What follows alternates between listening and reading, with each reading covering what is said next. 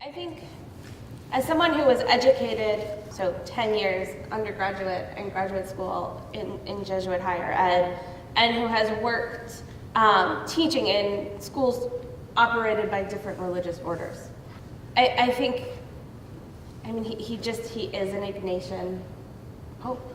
And part of it is this go out to the margins. Part of it also is this focus on discernment and conscience that includes respecting the discernment and conscience of the people on the margins, right? That it's not that there's this kind of, they're not objects to be served.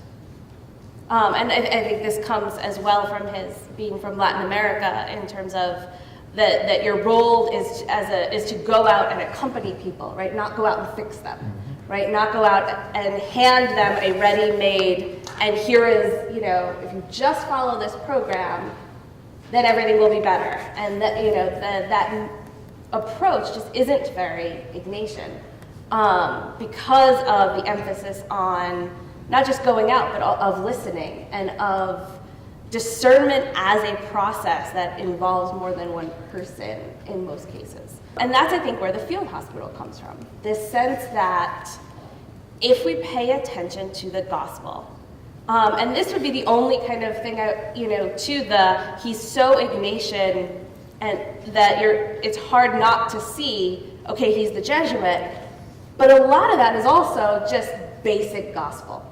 That if you just go back to the basic narratives and the parables and the way in which the Gospels tell us Jesus operated, right? It was going out to the margins. It was going and eating with anybody who other people didn't want to eat with. And that's the image of the field hospital, that you go where people are, you go where they're wounded, where they're suffering, and you start there.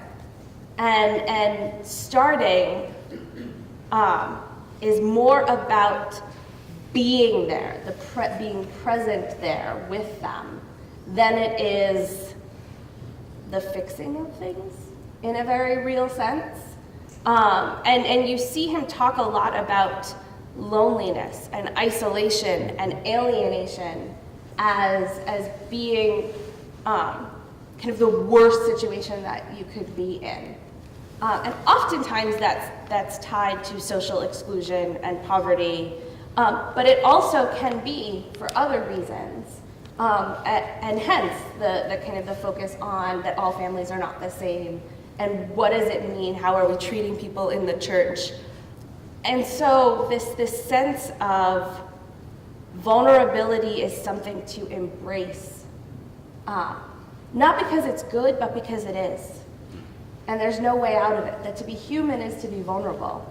I think the kind of the indication, for me, it all ties back to when his first homily to the cardinal electors after he was made pope. He got up there and he said that part of what they were called to do was to profess Christ crucified. To profess Christ crucified. Well, where do we find Christ crucified? On the margins, right? Where people are wounded in the field hospital, right? Not in situations of comfort, but it's as controversial and as radical as it was when the Pharisees were angry that Jesus was healing sinners on the Sabbath and eating with tax collectors.